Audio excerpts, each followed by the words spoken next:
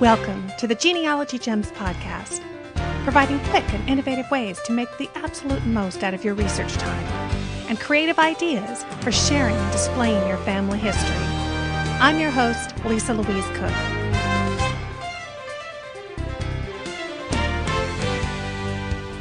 Welcome to the Genealogy Gems Podcast, and Happy New Year! It is awfully nice to be back at the microphone, and I have some exciting stuff to share with you in this episode. Well, first of all, let me start with a question. What's black and white and red all over? Your ancestors in old newspapers. In fact, your ancestors could be anywhere. Most likely they were mentioned at some point in their own local newspaper, but they might also show up in neighboring towns' papers or in a paper located thousands of miles away. Nothing is more exciting than finding information in an old newspaper that adds to your family history. And I've been working feverishly on a new book that I can finally tell you about, and that is going to finally give you the answers and resources that you need to be successful finding your ancestors in the news. It's called Everything You Need to Know About Finding Your Family History in Newspapers. And that's exactly what it is. It's everything that you need to know. Now, I don't know about you, but I get so tired of reading books and articles, and they say things like, oh, and by the way, be sure and check old newspapers because you're going to find all this great stuff. Well, that's a pretty big mouthful without any information on how to go about it. What stuff? What newspapers? Newspapers aren't like vital records. They aren't issued in each state by one office, starting on a particular date. There are thousands of newspapers. They're all over the place, and worse yet, they come and they go all the time. So this book is going to change all that. I spell out a step-by-step process. I'm going to give you worksheets that you can copy and use again and again. There are tons of websites. I think I can say very safely this is the most comprehensive list of newspaper websites and resources in any book I've ever seen. Tons of search tips, and it includes 3 very cool online tools that probably you aren't using, but you should be. So stay tuned, because we're going to have an official launch very soon, and I'm going to have a very special opportunity for you to get a signed copy of the book first. So even though I've had my head happily buried in newspaper research lately, and let me tell you, I have found some of the coolest stuff on my own family just working on this. It's very hard to put it down. I have been taking note, though, of all the genealogy news going on around me while I was working on this, and I've got lots to tell you about in this episode. And then later on in the show, I have an interview for you, and you guessed it, it's on newspapers. I met up with Tom Kemp from Genealogy Bank in Atlanta, Georgia at a conference recently, and had a chance to get his thoughts and some tips on the subject of newspapers. So stay tuned. That's coming up a little later in the show. Okay, so first off, have you been following the Chart Chick blog lately? It's written by my friend Janet Havorka of Family Chart Masters, and boy, oh boy, is she running a terrific series. It's on getting your kids involved in genealogy. She has some wonderful ideas on this. She's a very talented conference speaker and writer, and whether you're a parent or a grandparent, she's just got some wonderful ideas about how to do this, and she's doing it with her own kids. So this is firsthand knowledge. You got to go check it out at the Chart Chick blog. Also, something else that has come out fairly recently is a new genealogy podcast. I think I told you about this. It's a podcast all about Polish research that David Newman has started. And Dave emailed me, I think it was last week, to let me know that his website is up and the podcast is now available in iTunes. I know how much work that is to get that all done and organized, so I can really appreciate how happy he is, and he's very keen to share the news. So here's the website address for that new Polish genealogy podcast. It's Pol, P-O-L, genpodcast.com. And there you're going to find his new second episode number 2. It's an interesting interview with the author of the book, A Polish Christmas Eve. Came out just before Christmas time, and you're definitely going to want to tune in if you have Polish ancestry. It's a great interview. Oh, and coming up very soon, I'm going to be heading to London to speak at the Who Do You Think You Are live event. And they are putting together this keynote workshop that I am very excited to be a part of. New for 2012, they are introducing the keynote workshop that's going to address current important issues in genealogy. And this year, they are taking a look at the development of social networking in technology and how it can help in genealogical research. So we're talking, Facebook and Twitter and all the different ways that we can connect socially online. This is really going to be the decade of social networking, and it's providing a vast source of new genealogical data for family historians. The presentation is going to cover both general social networks, such as Facebook, and specialist genealogy-oriented social networking websites as well, including, of course, family tree websites. The keynote lecture is going to be giving you examples of how breakthroughs can be made using this kind of thing. And then the presentation is going to be followed by a question and answer session with invited panelists, and I will be one of those panelists. So I am looking forward to taking questions from the floor and hopefully chatting with a couple of you out there listening. I know we have a lot of folks in the UK who listen to the podcast. So take a look. Now, tickets are still available for the Who Do You Think You Are live event. Just head over to whodouyouthinkyouarelive.com, and it is happening in Olympia, London, the 24th through the 26th of February, 2012. And again, tickets are still available. So I am looking forward to being there, and hopefully we'll see some of you there too. And speaking of conferences, of course, the one coming up just before Who Do You Think You Are Live is Roots Tech. This is the second year for Roots Tech. It had a big splash last year as it debuted, and I think they're having a little bit of challenges in kind of, following up to such a big splash as they had last year. And, you think that politics that you hear in the news these days are the big controversial issues, but let me tell you, the genealogy world has its own little bit of genealogical controversy lately. Now, the folks over at Roots Tech have had some challenges, as I said, and one of them was that things have just been kind of late in happening. And I can appreciate it. They're putting a huge thing on, and people come and go, and you don't always have the same team working, and I'm sure it's just a huge endeavor. But of course, one of the things that most people have noticed is that the schedule has just not been posted. Now, I'm recording this the end of the first week of January, and we're talking about Roots Tech starting February 2nd. So it's really unusual not to have the complete class schedule already posted so that you can sit down at your computer at home and kind of figure out what you want to attend while you're there, so you're not spilling when you get to this big event. Well, anyway, the good news on that is they did just, I think it was yesterday, announce the schedule. The schedule is out. Let's see here. The address is rootstech.org/schedule/index.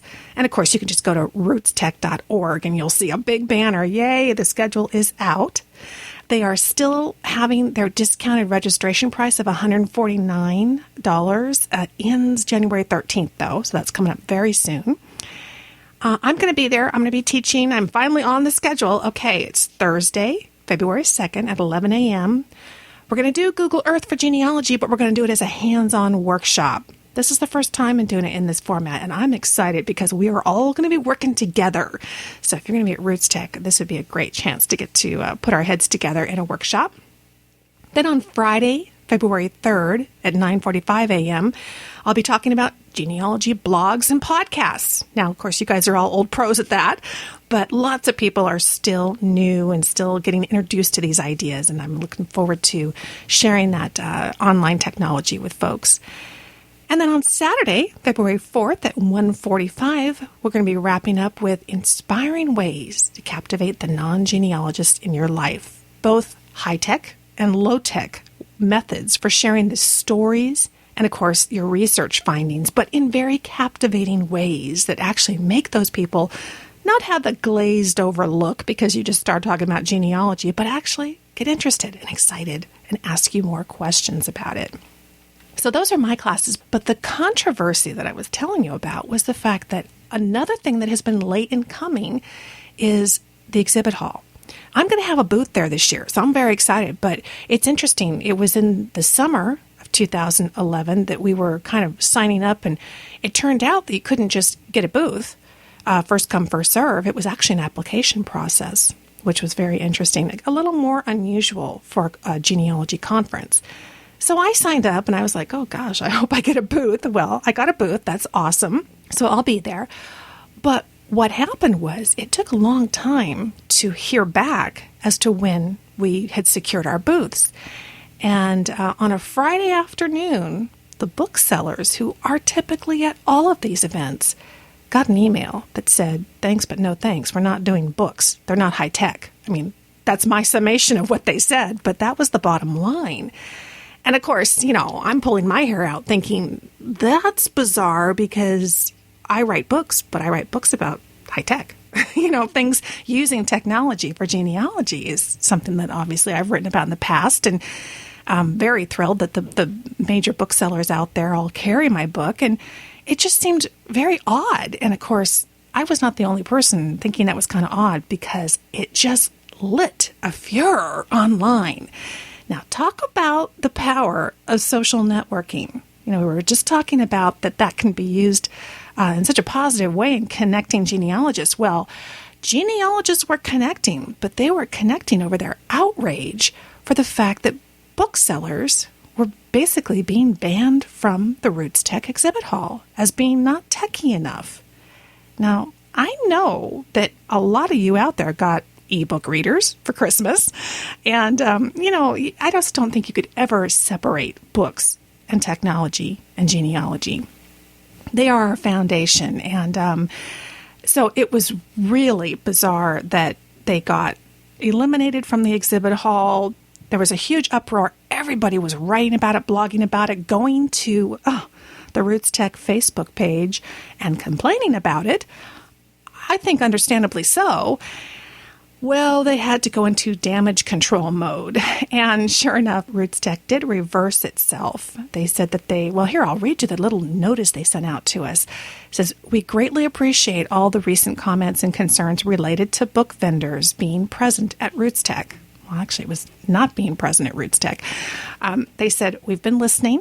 One of our top goals has been to help introduce a very different kind of family history conference, which certainly requires a balancing act. Bringing technologies together with genealogists to inspire important technology solutions for the industry. It has become clear that there is indeed demand from the community to have book vendors at Roots Tech, and we are pleased to extend book vendors an invitation to exhibit at the conference. Thanks again to the community for all the great feedback. We look forward to seeing you in February. Well, very good news that they did turn that around. I'm sure it was a shocker to see just hundreds, if not thousands of people in an uproar online about this. But that's kind of cool, actually, when you realize if something kind of goes wrong, a misstep gets made, that people have such a quick and immediate way to express their concern about it and to try and get it corrected. And it did get corrected, which I am really pleased about. So Family Roots Publishing will be there, and I don't know if Maya's Books is going. I know that the Morse Head magazine guys might maybe be out there. So it's just really great to know that they are included, they are invited, because the booksellers have been a vital partner and resource and friend in the genealogy community. We don't want to ever see them left out. And certainly, books deliver information about technology, and of course, ebooks basically are new technology. So we're all in this together, and good for the genealogy community for stepping up and making their voices heard. I think that's great. And speaking of Morse Head magazine, the new Irish issue of Family Chronicle is out. They published the Family Chronicle magazine, and Family Chronicle has just announced that they have published their newest special publication. It's called Tracing Your Irish Ancestors. It's a 68-page issue, which is the fourth in the Tracing series. And it's feature-packed with all new content from a variety of experts in the field of Irish family history research. I had a chance to take a look at it. It's very cool. I have Irish ancestors. There's so much there to use. I don't know when I'm going to have time to podcast. But in it, you're going to find many online sources, as well as information on city and trade directories, an Irish case study, Irish currency, Irish mariners and ships, Irish surnames and DNA and a whole lot more. The cover price here, it says $9.95 plus $4.50 shipping if you order it online. It's available at the Family Chronicle bookstore, and you can get over to them at familychronicle.com/books.htm. Yep, I'll have a link for you in the show notes. And there's news from the folks at Google. They are adding blogs. Now, well, they've had blogs in their search, but let me back up a little bit. Now, we've talked about iGoogle in the Genealogy Gems Premium podcast in particular. I don't know if you've taken a look at that yet. I know a lot of you guys are members, but we have a whole series of videos that I put together on taking Google.com and customizing it. Did you know that you could do that? You can customize it into any kind of homepage that you want. And of course, what I show you how to do is customize it into your genealogy homepage. It's really a research dashboard is what I call it. It's kind of like the starting place of all your online work. It's a way to stay organized, to bring all the best blogs and podcasts and information and sticky notes and to-do lists, all kinds of stuff, all together in one place right on Google. And of course, we spend a lot of time searching right from Google, so why not have all that information right there? You really have to, well, I'll put an image in the show notes if I can rummage one up so that you can see what that plain white Google.com page can really look like when it looks like a genealogy dashboard. But anyway, you add gadgets to iGoogle and to your dashboard. And of course, one of the things that you might want to do is, of course, add the Genealogy Gems podcast gadget so that you can see when the new episodes are uploaded. You can click through. You can have my blog on there.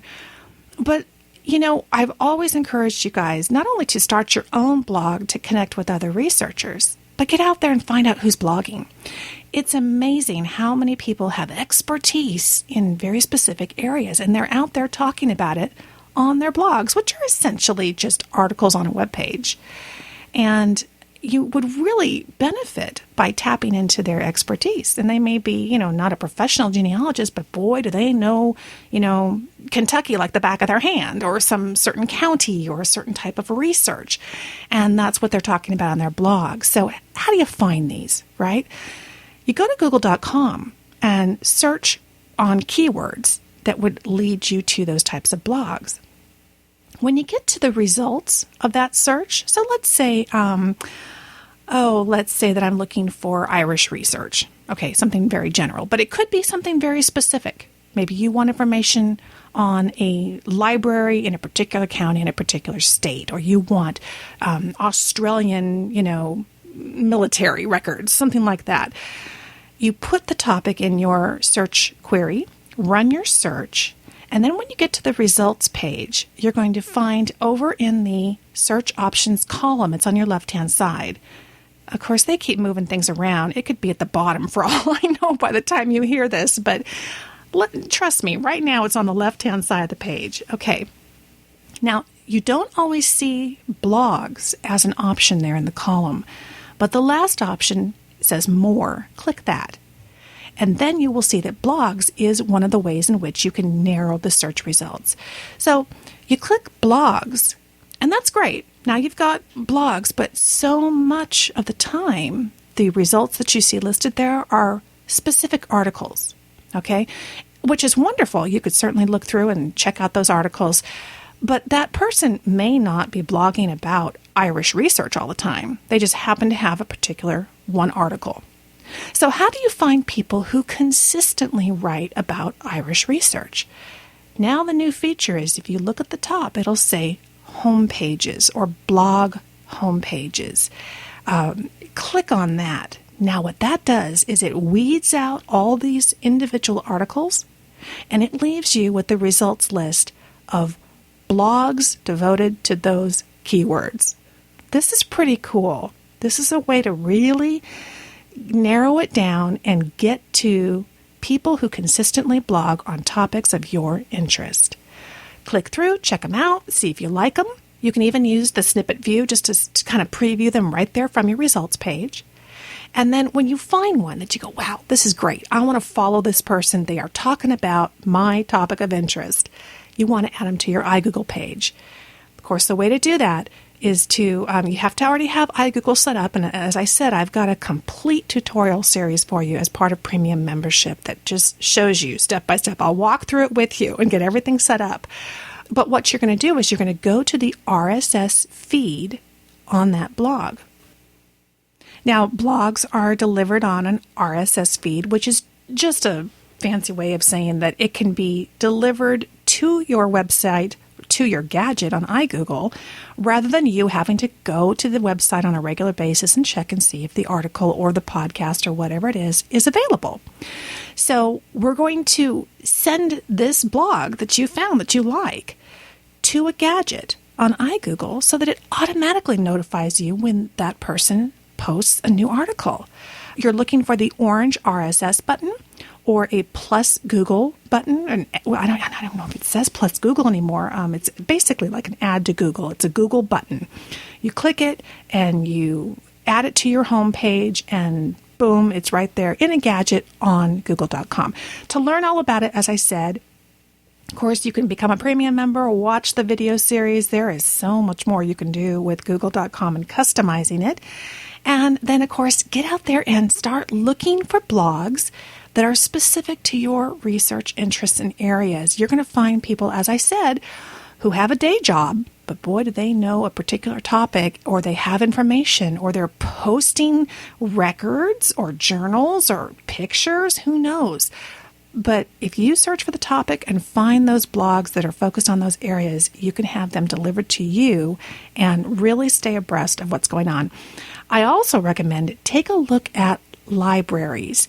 Oftentimes, librarians in a particular county, particular town, they are posting about their new records. These are particularly good to look for because wouldn't it be wonderful just to fire up the computer in the morning and take a glance at your little gadget for that blog from that library and say, oh, look, she just said that, they've posted all these new records and you're the first one to know about it. So this is a great way, again, of getting the internet to work for you rather than you having to constantly go out there and run around trying to find what's new. Okay? All right. And I'll have a little, blurb about that in the show notes so that you can just follow right along step by step to how to search for blogs in Google. Okay. Coming up next, we've got some mail and it came from you. So let's do it. All right. And that's coming up next.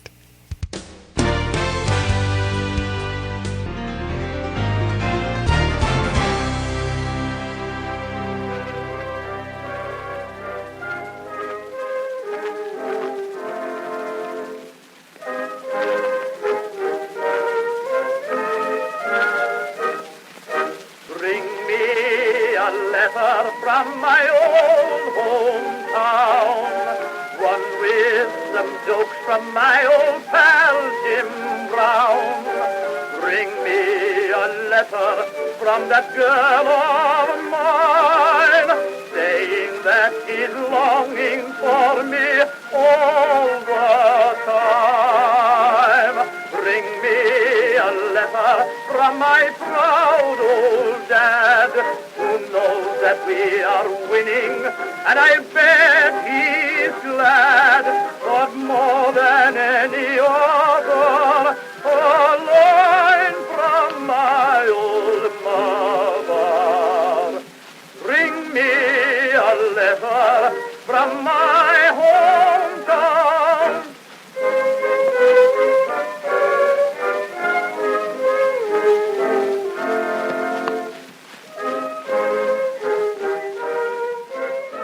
Okay, let's see what we've got here in the mailbox. Okay, this came from Timothy. He writes, I want to thank you for having Steve Luxenberg on podcast episodes number 120 and 121 to discuss his book, Annie's Ghosts.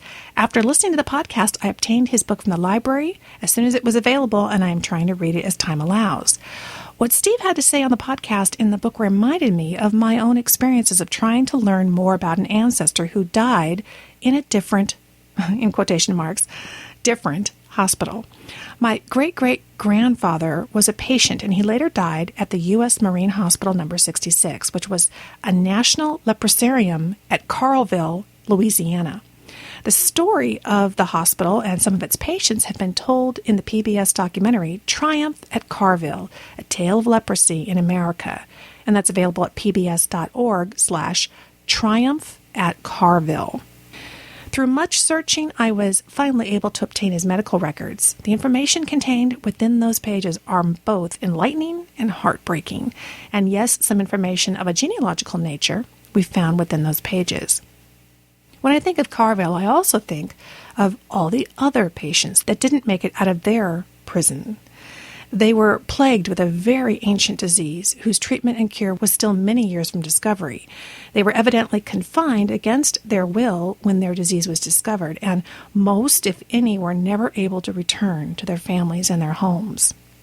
Your interview with Steve also spurred me to conduct another research into two other folks that I've been researching, both of whom died in the South Carolina State Hospital. The following brief history is from the South Carolina Department of Archives and History. The State Department of Mental Health has undergone several name changes in its history. The original name was the South Carolina Lunatic Asylum from 1821 to 1895, which was also followed by the South Carolina State Hospital for the Insane, 1896 to 1919. The South Carolina State Hospital, 1920 to 1963, and finally, the State Department of Mental Health from 1964 to the present. I am now currently awaiting to hear back from the archives. Thank you for your show and keep up the great work. Well, thank you, Timothy. Wow, it's interesting how this topic touches so many families. I'm really glad that you found the book helpful and motivating to try to get out there and find more records on your own ancestors. And Richard in California also wrote in about Annie's Ghost. He says, as I wipe the final tears from my eyes, having just finished Annie's Ghost, I am thankful that you provided us, your listeners, with the story of this book. I certainly wouldn't have found it on my own. Well, you're very welcome. I was as riveted by the book and as touched by it as you were. And I want to make a mention to all of you. You know, of course, I'll have a link for you, a little image there that you can click to get a hold of the book if you'd like it. It's available in ebook as well as the paperback. But, you know, one of the things that I've learned, becoming an author myself, is that one of the new things that's important in terms of books online and getting more of the kinds of books you want is to leave reviews online. This is kind of a new phenomenon in the publishing world, but if you really like a book and you want the publisher to give it more attention, you want the subject matter to get more attention, and you'd like to see more books about it, the best way to have an impact, we talked about, having your voice be heard in terms of social networking, is leaving online reviews. So if you decide to pick up Annie's Ghosts at Amazon.com, let's say, they have a mechanism there for leaving reviews. Hey, I'll put a plug in. If you pick up my book, or if you've already gotten my book and you got it at Lulu, they also have a review section. And I got to tell you, those reviews, whether they're on Goodreads or Amazon or Lulu, they have an impact. When there are lots of rave reviews and people love a particular book, the publishers, the people who, promote these books and get them out there, they pay more attention. So, hey, genealogists, if you want to see more family history type books, whether nonfiction, fiction, whatever, get out there and leave those reviews. It makes a difference, and it does get these books noticed. And of course, I would be really grateful to you if you've picked up the book at Lulu, go back, sign back in and leave a review. That would be fantastic. And I'm sure that Steve Luxembourg would appreciate the same if you've enjoyed Annie's Ghost. So just something to keep in mind, because it really does kind of give you a bit of a voice in what gets published down the road. And Richard also asked me about, actually, he's asking for your help too. He says, as I was going back over some items I have in my aunt's photo collection, she died in 2000, I found two items that I can't seem to find out anything about. Maybe you or your listeners can help. They're called photo folds, and they are raised pictures in a foldable container, and he's attached 3 photos to this email. So I'm going to post these in the show notes. Take a look. Maybe this is something you're familiar with. Maybe you have some of these in your own collection, but let's see if we can't get more information about these. There are, again, 3 photos here that you can take a look at of these photo folds, showing them in different ways, and you can open them. There's one with a single picture that has a picture of his aunt, her brother, and her mother. And the third image here, it says side view shows that the item is not flat, but it's raised. And the raised part fits into the cutout piece on the right, which then closes to the foldable container. You're just going to have to take a look at these in the show notes. And I would really appreciate it if you did, because they are really interesting looking. I haven't seen these before, but I'll bet one of you guys have. So take a look. Email me at genealogygemspodcast@gmail.com, or you can leave a voicemail at 925-272-4021 and give us some input. Maybe we can identify these for Richard. He says, I don't know when these were taken, but grandmother died in 1956, so it definitely was before that. My dad was in the Army until 1945, so it was after that. He was born in 1910, so I'm guessing that it is either the late 1940s or the early 1950s. Any help would be appreciated. All right, let's see if we can't help out premium member Richard and see if we can't get these identified for him. Now, in episode 122 of the Genealogy Gems podcast, a listener had posed the question. She asked, what do you think our descendants will wish that they had of ours 100 years in the future? Now, I had mentioned that I thought that handwriting might be something that they would be interested in because it's very personal, and yet we do a lot less of it, don't we? We're doing a lot of typing online and in computers, so that might be something. Chris in Norwalk says, here's my idea, voice recordings. Or to go a bit further, video. Part of the reason I say this is because my family has had a touch of music for a few generations now. My great-grandfather was a musical performer, and my great-grandmother played piano. Their son, my grandfather, had a beautiful bass voice. In fact, I had recorded him singing shortly before he died. Unfortunately, the tape was lost long ago. In another branch of my family, I had a great-grandfather who was a band leader in Providence, Rhode Island. He played cornet, and years later my father took it up as well. What a beautiful sound he could get out of it. I play as well, but can't hold a candle to him. I wish I thought to record him as well. Anyway, that's my thought. Maybe it can be someone else's gem. Very interesting. You know, it's interesting. I have played in the past some recordings that we had found in an old box that was at least 50 years old. And it was recordings done on a reel-to-reel tape of my husband's grandparents. And they were playing the music that they used to play at the silent film theaters. And he was playing the violin and she was playing the piano. And wow, talk about how wonderful that was to have. It was a gem. And I really agree with you. I think any kind of sound, hearing voices, hearing their music, if that was something that was important to them as a family, very good. In fact, I'll give you a heads up. I was going to play this in maybe a couple of years, but one of the things I'm doing is my little grandson, Davy, is about every 3 to 6 months, I sit down with my little recorder and I just talk to him. And really what I'm trying to do is just get snippets of him talking. I heard this on a radio show, and I got to look this up, and I'll tell you about it in the future when I get a bit of this recording put together. But there was a guy who had sat down with his daughter and done this for like 20 years. And he put all these recordings together. They're just maybe 10 to 15 seconds each. And maybe he recorded her once a year, I think it was. And so it was a couple of minutes long. But you hear this evolution from baby babbling to a grown woman talking. It was so amazing. It was just so touching. And just in going back and listening to 2 years of short snippets of Davy going from babbles to words, calling me Shasha, to saying Howie, the name of our dog, and starting to ask for things.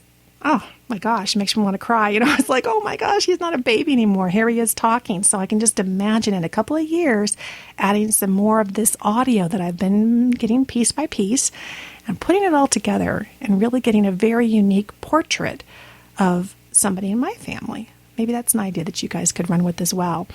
So thank you so much for contributing, Chris. Great idea. I'm totally on board with you. If any of the rest of you have some ideas about what you think that our descendants might want of ours that we should be thinking about today, chime in. Let me know what you think, and we'll share it here on the show. Also, Sharon in White Lake, Michigan wrote in. She says, I watched your Google Earth for Genealogists webinar on the Roots Magic website. It was fantastic. In October, I went with my elderly parents and my husband to the Rives, Michigan cemetery, where my great-great-grandparents were buried. With the information I picked up on your webinar, I discovered that the original homestead was on the same road less than a mile north of where they were buried. It was so neat to be able to see where my family was first located. Thank you very much. You're welcome. I love hearing those stories. That is very, very cool. And she's talking about the Google Earth for Genealogy. It's a free webinar. It's a recording that you can go watch on the Roots Magic website at rootsmagic.com/webinars. And certainly we have the Google Earth for Genealogy DVD series.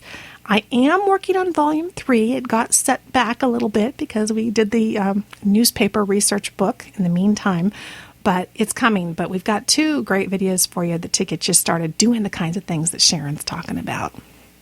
And, of course, those are available at the website. And next here, Kevin, he writes in to share a success story. He says, I have you to thank, if not for your podcast about FamilySearch.org and Family History Centers. And I think he's talking about the Family History Genealogy Made Easy podcast series that I did. He says, I may not have found my great-grandfather Emanuel Babiuk's birth record from Ukraine. My dad's parents are the first generation to have been born in Canada, so there is not a lot of records available to document the lives of my ancestors beyond their grandparents. Your podcast, even though it was published several years ago, pointed me in the right direction to find me help. Order and view the film at the local Family History Center. If not for you, I may have had to wait for the film to be digitized and indexed. My next step, searching the films for Emmanuel's parents' death, marriage, and birth records, as well as for records of the collateral relatives. Thank you. P.S. P.S. I subscribe to anything Lisa Louise Cooke and have 66 gems and 13 premium gems to entertain me. Oh, thank you, Kevin. Hey, that's great news. And those are still available. The Family History Genealogy Made Easy podcast, you can just click the little icon for it on the front page of our website, and there's about 46 episodes there, absolutely free, and you can also subscribe to those in iTunes. Hi, Lisa. My name is Jackie Zappmeyer, and I am so excited to be calling you at last. You have been my genealogy, my family history fairy godmother ever since I caught the bug last March. So I'm still pretty new at it, and I've been spending every spare moment I have when my toddler gives me a chance. My toddler also adores Blue's Clues, just like your grandson, so they would have a fun time pretending to be all the characters together. Anyway, I've meant to call you or thought of calling you and sharing some exciting family history development millions of times. But what's finally gotten me to do it this time is the excitement of just having done my first cousin cold calling and having it succeed. My grandfather and his brother, his only sibling, were separated in World War II. And one of them ended up in Argentina, and one of them ended up in Switzerland, and the families never reconnected until today. So I'm very, very excited to have found my cousins in Switzerland and made contact with them. And I just wanted to thank you so much for that show in particular and for all of the help you've given me in so many ways throughout this, well, it's almost a year now. Thank you, and here's to many more years to come. And finally, Dan in North Carolina wrote in. He says, I've been listening to your podcast for a while now, and I have gotten a lot from it. In March of this year, I decided to write a book about my father. He died about 27 years ago. I spent the summer collecting stories and photos. I decided to use the website Blurb to publish the book. This way, anyone that wanted a book could order one. I finished about a month ago, and I've had a lot of fun in the process. I know most of the stories, if not all, but when you put them down in a book, it takes on a new life. Again, thank you for the motivation I need. Next, maybe my grandparents. Hey, I think that's a great idea, Dan. Boy, you're right. Getting it down on paper, kind of seeing it look back at you, that's pretty cool. Same thing with plotting it out on the Google Earth map and telling the story we talked about. There's just something about putting it all together. I'm really glad to hear that the podcast has motivated you to do that, Dan. That's awesome. All right, well, coming up right after this, we're going to have our interview with Tom Kemp, Director of Genealogy Products at Genealogy Bank.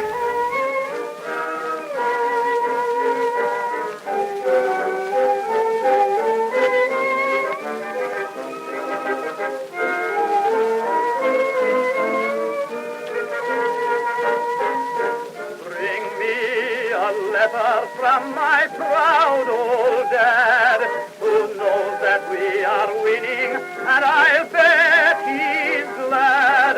But more than any other, a line from my old mother.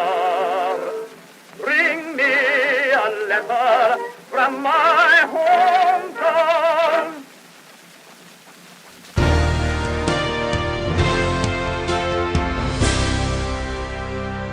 Are you looking to take the next step in your family history research and start recording your family tree in your own genealogy database?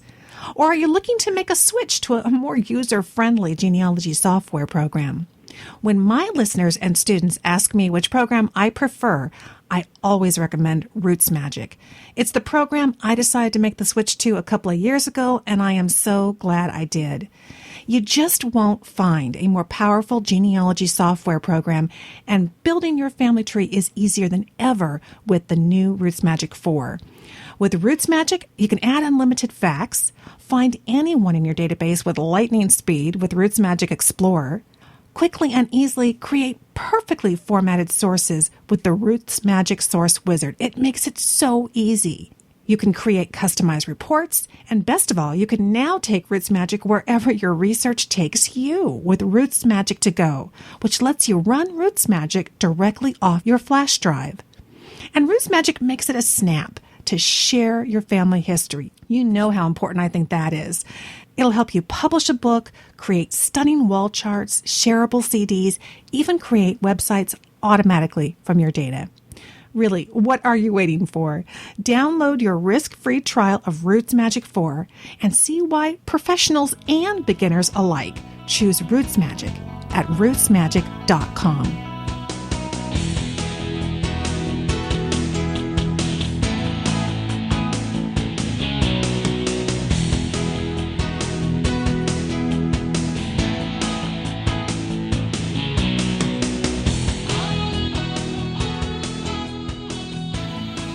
Well, as I mentioned at a recent conference in Atlanta, Georgia, I got a chance to sit down with Tom Kemp, and he is the Director of Genealogy Products at Genealogy Bank. Now, Genealogy Bank is owned by the parent company Newsbank, and it is all about wonderful online digitized newspapers. And, of course, that's what my new book is all about. So I was already in the works on it, very excited to sit down and talk with Tom and get his perspective on finding our family history in newspapers. Here's our conversation.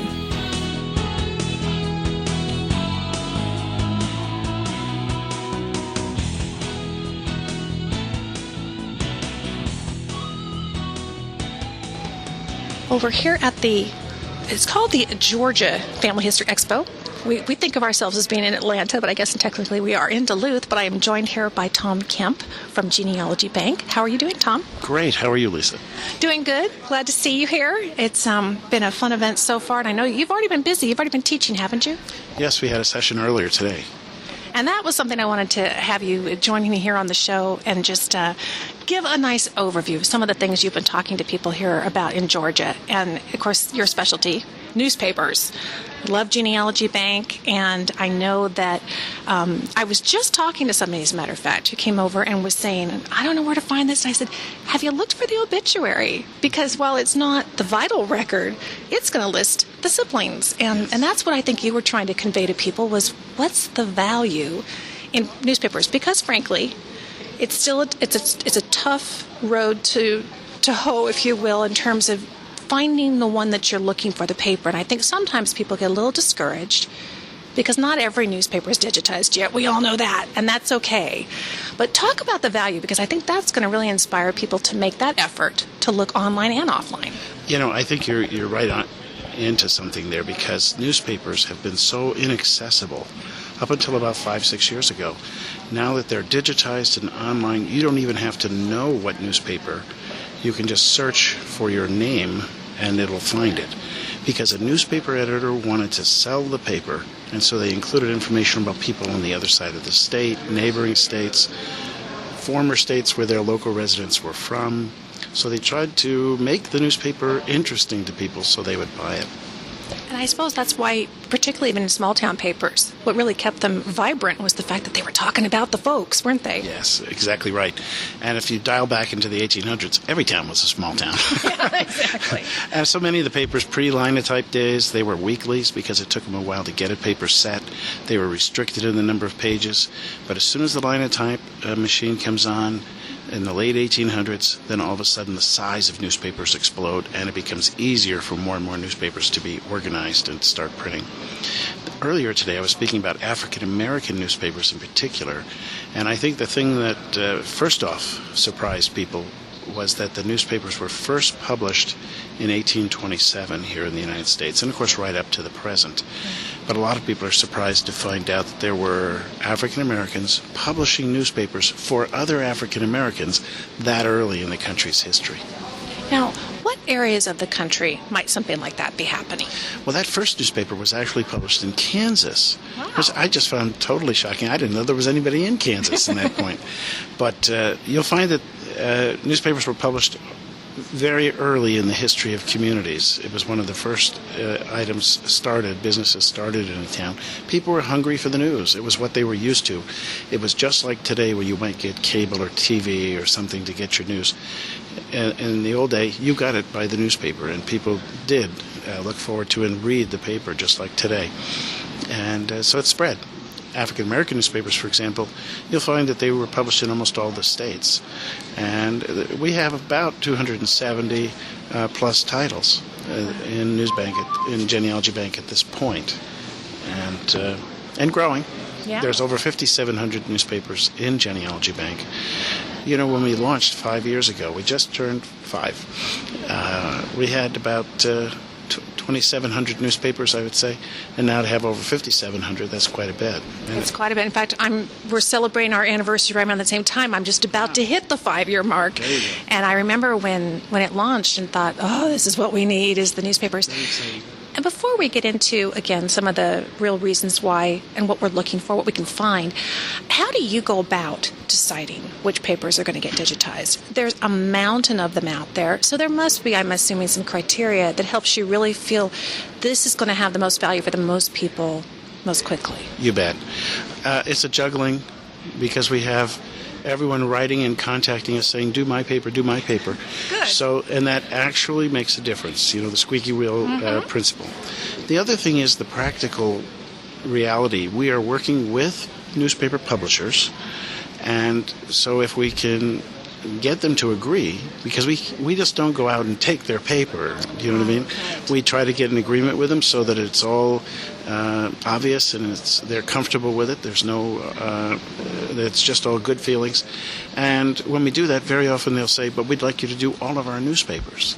And maybe a newspaper chain has 40 newspapers. So all of a sudden, those 40 are going to become at the top of our list or higher up the list. At any given moment, we probably have 2,000 or 3,000 newspapers that are being worked on. So there's a very aggressive continuing effort. Absolutely. We don't have to feel like, oh, I guess they've put up what they're going to put up. You guys are always adding new titles? Always. Great. We've added anywhere from 20 to 50 titles a month. And so it's very aggressive, very aggressive. Okay, so tell us, inspire us. What is the motivating factor in getting into these newspapers and really making the effort to track them down? We just never had this kind of access before. A newspaper, if you think about it, is a record of what was happening in your ancestors' life every single day of their lives. And it was preserved. And they're going to write about the house burning down. They're going to write about the new baby being born or child passing away, the marriage, a funeral for an older person, whatever it is, it got in the paper. And so we as a genealogist are hungry for that detail. And I'll tell you where it becomes really compelling. We have the largest collection of colonial period U.S. newspapers, 1700s, early 1800s, that sort of thing. And when you're getting in the records of the country prior to 1850, it's much tougher to find a named record of our ancestor. Because you think about it, the census only named one person in the household and everybody else was a statistic. Or even if they had a birth record, it would just say John Jones, baby boy. They didn't even name the mother. They didn't even name the son. Sometimes you're just a check mark on the form. But I'll tell you, it's so compelling when you go through and you find the tender obituary of a 3-year-old or something, and you thought, I would not find a record except for this. Now, maybe I could find it in a church register if they survived or other document like that. But chances are this is going to be your time to find out about it. It's really amazing. And you're talking about some events that have never been official records for. And like you talk about a house burning down, what a significant impact on a family, and yet something that otherwise we might never hear about. I found this interesting article in the Huntsville, Alabama newspaper about a family reunion in Lewiston, Maine. And it was about a family where the headline, this is what caught my attention, 7 brothers in a family were getting together for the first time in their life. They had never met each other. And you say, well, 7 brothers, they must have met each other when they were kids. Yeah.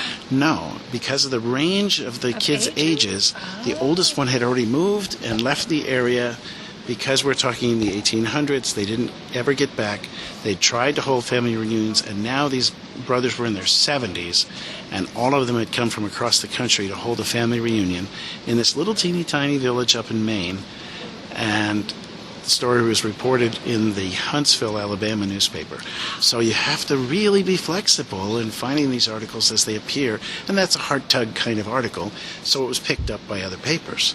Okay, now, so expound on that, because the listener is listening there going, okay, well, now why would I know that it would be in Alabama when you're talking about a Maine family? Tell us about that whole process of that picking up the story. Just like if you watch the cable news today, and the breaking news story is about a police chase in California, or maybe it's in Dallas or someplace.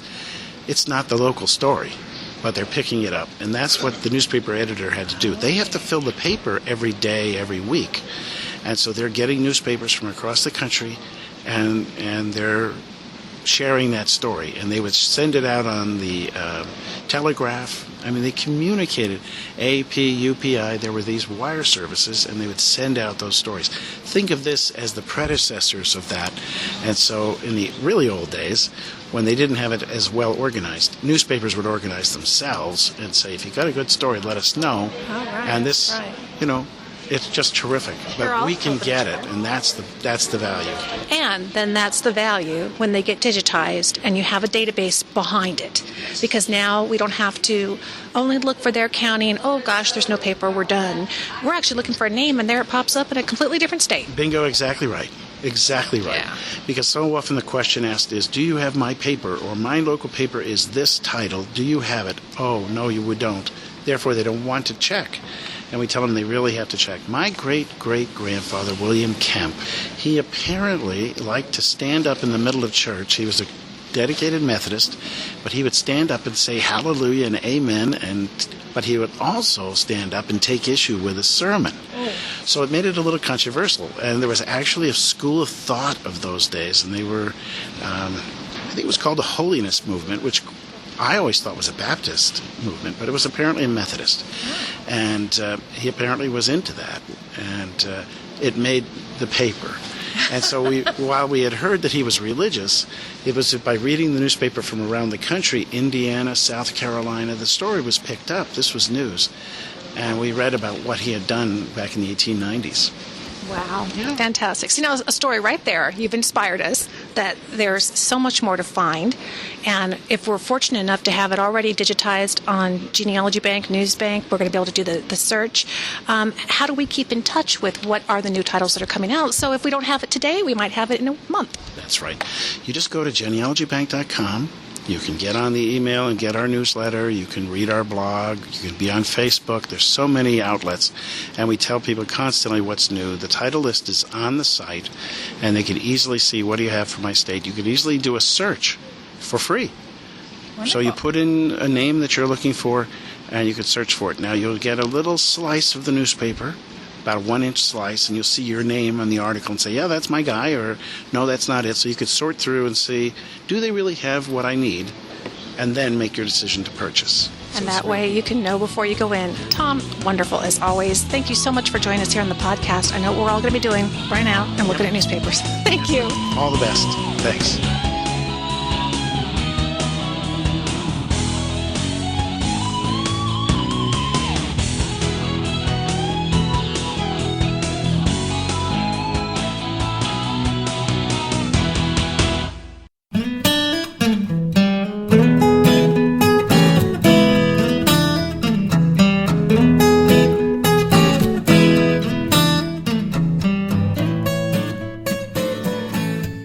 Hi, this is Sunny McClellan Morton, back to talk some more about writing your life stories.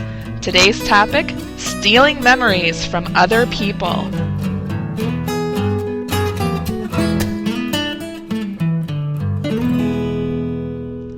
Why would you need other people's memories when telling your life story? Well, you don't remember everything. Even the sharpest memories can be both faulty and overly subjective. Others can help us understand why things happened the way they did or why people were the way they were.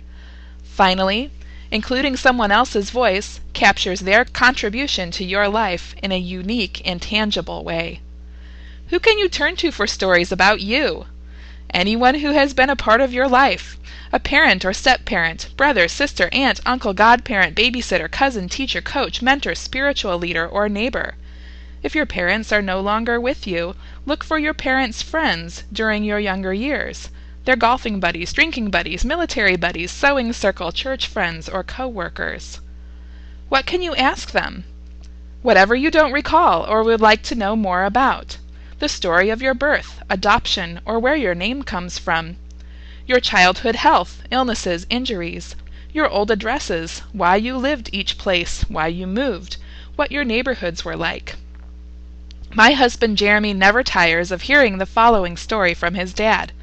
One day when Jeremy was about 4, his dad was talking with his friend Stan, a tough Harley-Davidson riding born-again Christian. Stan started teasing young Jeremy, who didn't appreciate it at all. Tiny Jeremy took a swing at Big Stan. Jeremy earned himself a swat and a young reputation as a fearless scrapper. Jeremy doesn't remember that event. He only knows the story because he's heard it so many times. But it's one of the most important early stories he has about himself. Sometimes others can help us understand the memories we do have. My mom's mom came for a visit when I was very young. I remember being scared of her during that visit. 10 years later, I visited with her again. We laughed and had a great time together. One day many years later, I asked my mom about those memories. She explained that during my early childhood, her mom had faced health and marital difficulties and had to care for sick relatives. All that stress had gone away by the time we reunited for that fun visit several years later. That explanation both confirmed my impressions of my grandmother and helped me understand her. Finally, adding other people's voices to our life stories shows their meaning in our lives. One time I asked both my parents to tell me about the pictures I have from my childhood. One of them would start to explain what was happening in a picture, and the other would interrupt with a correction or a teasing comment. Their back-and-forth banter, with my stories embedded in it, is my favorite documentation of the joy they took in being parents together, as well as the lively friendship they still share. Their voices enrich and further explain my story. My new book, My Life and Times, a guided journal for collecting your stories, helps you beg, borrow, and steal memories from others about your own life. I offer tips for interviewing others and entire pages that you can send to someone else to request their memories. Next week, we'll talk about family secrets and other stuff you're not supposed to say. What should you put in? What do you leave out? How do you take into account the feelings of living relatives who might be sensitive to what you say? Until then, this is Sunny McClellan Morton, personal and family history expert. I help others save their lives, one story at a time. Check out my blog at www.yourlifeinfiveminutes.com or learn more about me at www.sunnymorton.com.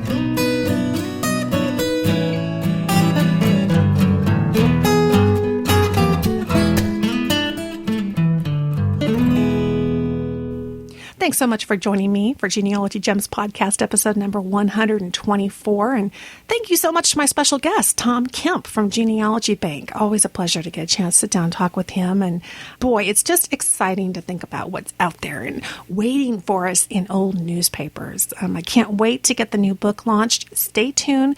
Keep an eye out in your newsletter. Now, I've had a couple people write and tell me that they haven't received the newsletter even though they signed up for it. Our Genealogy Gems free e-newsletter. Chances are the challenge is it may be going to your spam folder. Best way to eradicate that problem is to add Genealogy Gems podcast at gmail.com to your contacts in your email system. That should alert your email system that this is a friend. Also, go check your spam folder, and if you find a newsletter there, you can pull it out, and many email systems will allow you to even mark it as like with a star or something to indicate, hey, I want these emails, these are important. And that way it'll start getting delivered out of spam and into your inbox. And there will be a new newsletter coming out just in the next day or two. So stay tuned for that. We'll have some more gems for you in the newsletter.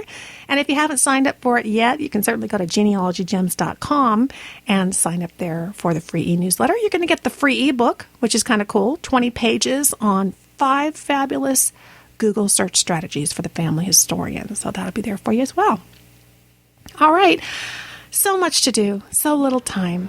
Always fun to talk to you. Thank you so much for listening, friend. I'll talk to you soon.